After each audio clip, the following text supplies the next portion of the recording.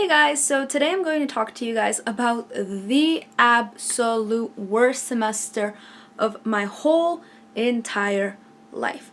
And this, when I mean just like my whole life, like this is including my high school, my college, everything. Honestly, it was this last semester. It was my third semester, and if you guys saw my last video about my second semester experience, I mentioned towards the end that I was very afraid of this semester, just because I had psych and the clinical I didn't know what to expect, because it is like a fear of the unknown, if you get what I mean. Just fine. The clinical turned out to be the least scary part of the whole process. So I had heard around, because you do hear in the program from other semester students if a semester is hard or what to look out for. So I did know a little bit about that, but I wasn't going to take it because I remember when I got inside the program, I googled is nursing school hard, and that gave me a meltdown. And once I got in there, yes, it was hard, but it was doable, and it wasn't like how some of the blog posts had made it seem that I wasn't going to have a life and that it was just gonna be 2 years of me not seeing my family or my boyfriend. So I was like, I'm going to experience it on my own. And yes, it might have been hard for these people, but maybe they're scaring me, maybe it was hard for them, maybe it'll be less hard for me. So I went in there, and by the way, I had geriatric med-surg and mental health. So basically, just to sum a lot of it up, I started it, and within 2 weeks I was failing. I had already failed my first exam, which was my my medication exam for mental health. In this exam, I was going to be tested on 85 mental health drugs. I had to know both the generic and the trade name because my professor was going to use either one, and I had to know the side effects, the contraindications, and anything else that I had to know, doses or whatever that I had to know, as well as other uses for these drugs. And I will be honest, I did try to learn like my first generation, second generation antipsychotics before starting school because I had heard about the intensity of this exam. But obviously all these drugs, knowing all that isn't enough. And I remember that we walked in, the professor's like, in 2 weeks you're gonna have this exam, and that was it. And then the way that my school does it was that 1 week was mental health, and then the next week was med-surg, and then the following mental health again. So it was like alternated yes, no kind of a thing. So you had 2 weeks, and in these 2 weeks you weren't going to see your professor, so it's not like you could ask him. And then the next time you saw him, the first thing you did was take this test. So I got a really bad grade, and basically from then I started getting very, very anxious. I tried to raise my grade up for midterm number 1, and I did, but it wasn't enough to keep me safe. I was still failing, and that's when it basically all began. I was very, very sad. These last few months have been the saddest months of my life, because I thought I was gonna fail this program. It was just a mess, and I would talk to my professor, and he would give me tips on how to study, but it was still like, it wasn't comforting because I didn't know if I was gonna make it. And there's only 4 tests in this class. It's the medication exam, which I had failed, midterm number 1, which I had failed, midterm number 2, and then a final.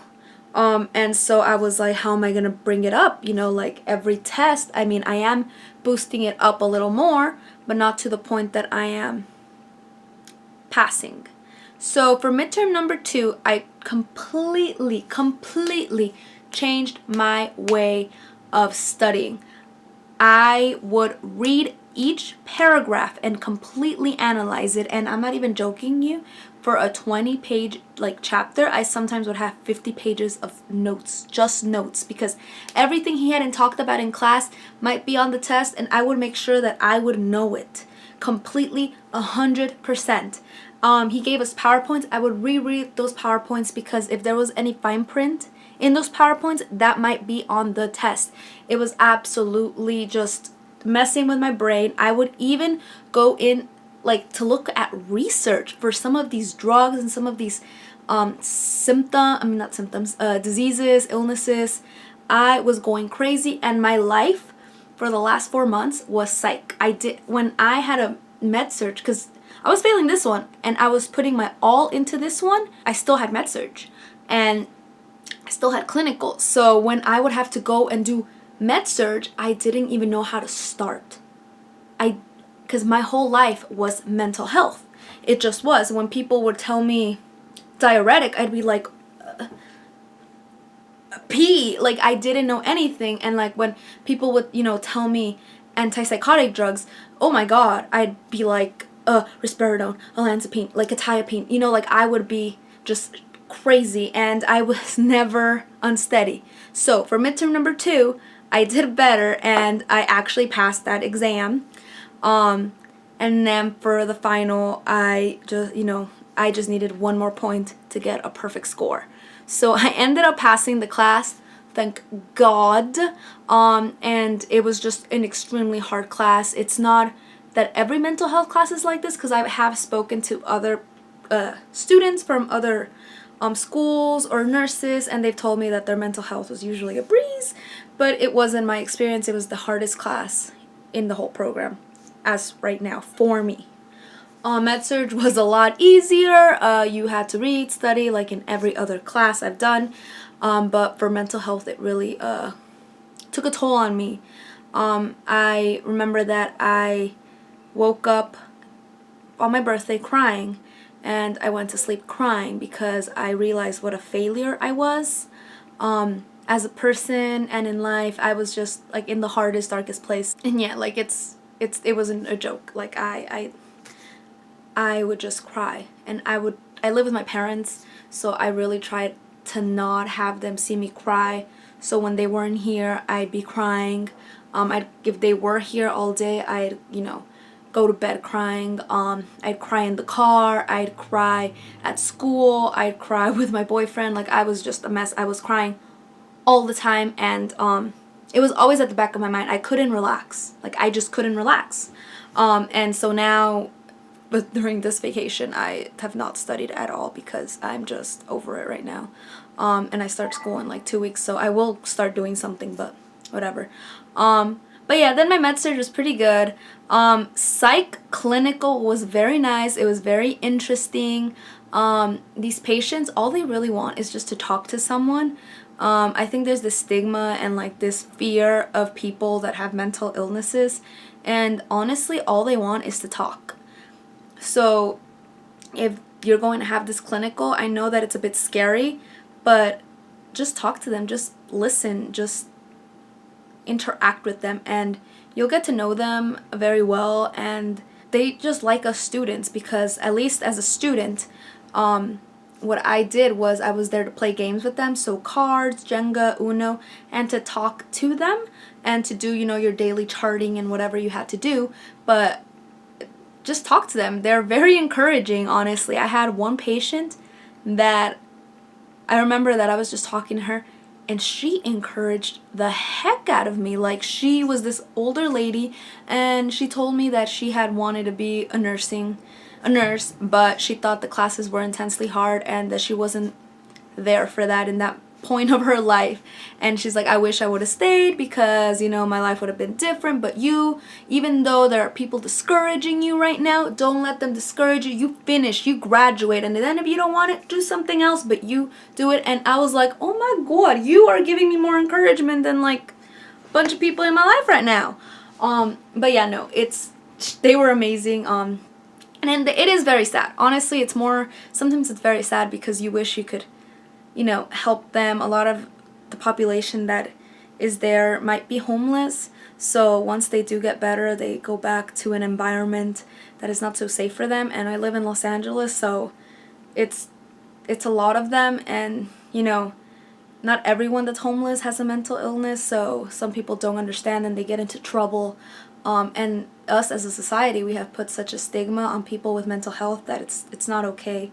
And we just have to talk to them and listen to them, because there is this stigma that these type of people are violent or however, and sometimes that's not the case. You just should just talk to them. Always be wary, but you should talk to them. And I remember that there was some kind of problem with my schedule, so I had to do 4 clinical days in a row, and it was for psych. I remember that I walked in and I was like terrified, like, oh my god, why was it me, the one that was chosen? Because out of the whole class, it was me and my friend that were chosen to do 4 clinical days in a row because of a mess up they had done with us. And I was like, oh no, I'm gonna be psyched back to back to back to back. And like I was like wary, like always like careful, you know, if someone was behind me, like everything like that. And little by little, I just started to feel more comfortable. And I'm not going to tell you, anywhere you are, always watch your back. They just want to talk. Literally, just tell them to tell you a joke. And they'll tell you a joke. How was breakfast? What kind of music do you like? They'll tell you and you'll be fine. And just play with them. Just be like, hey, you want to play? And if they don't pressure them either. So just know. And then for med-surg, I really don't have much to say because psych actually controlled my whole semester. Like I've said, it was pretty interesting. My professor was a bit of a something. She would not be fully encouraging at times, and it just kind of sucked because I was failing this class, and then I had someone that wasn't encouraging me, and I was, you know, it was just pretty messy. My psych professor, on the other hand, he was pretty nice when he wasn't like a professor. You know what I'm saying? Like, when it came to class, he was pretty hardcore, but like if you went and saw him for office hours and stuff, he'd be very helpful, and what he wanted to see was that you were very passionate and very into the subject, and you weren't just trying to get an easy A, basically. So if you were to go see him in office hours, I had classmates that would go in and they hadn't read, and that would irritate him. And then I would walk in and I'd be like, Professor, I read these 13 chapters. What can I do? What am I doing wrong? How can I do it? And it was, you know, he really, really helped us. And it wasn't just me that was failing. It was a lot of us. Like, half of us were failing this course. So, yeah. But yeah, that's basically all I have to say. I don't have any tips for this one because I don't think every mental health professor is like that. But for med-surg, just keep doing NCLEX questions. And read, and NCLEX questions are great because they help you get into that process. I actually did a lot of ATI. I always fail ATI. Let's just start with that. I always fail ATI. This time I didn't fail ATI. I watched all the videos for Kathy Parks and I read the dang books. Like I read both. For med-surg, they gave me the nutrition ATI and the mental health. I did that. The ATIs are like very nice summaries, so I did that, and then I did all the ATI questions that they provide for your practice. So do those. Those are actually very good. They're very challenging at times, but if you know how to answer ATI type questions, you're more likely to pass the ATI exams. Just saying. But yeah, no. And then for mental health, it's basically the way your professor is. My professor had a nice little thing that they used to call teaching by omission. So a lot of the things that he didn't talk about were the things that were on the test. So I don't really have tips.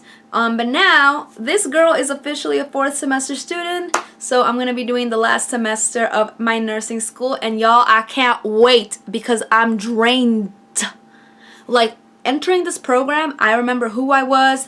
Like, if you would have told me, hey, you remember when you were 4 and you slid and yada yada, I'd be like, yeah, shoot, I was wearing a nice little shirt with Winnie the Pooh and some cute little pants or whatever. I would have told you that. Now I can't remember anything because all that useless information some of them has left. And all that's left is like I don't know, like fryness. Like, because I'm not telling you that I'm better at school for it. No, it's just I'm fried.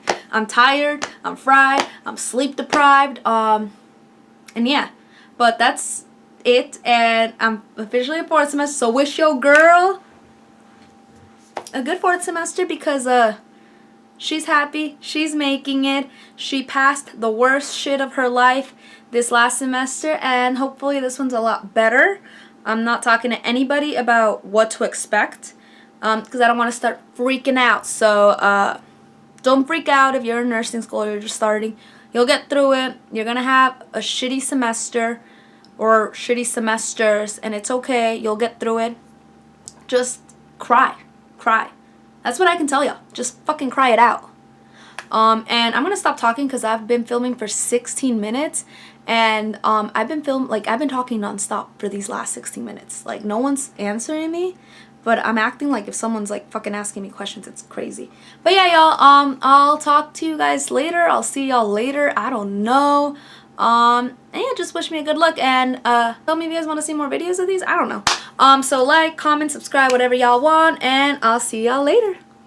Bye bye.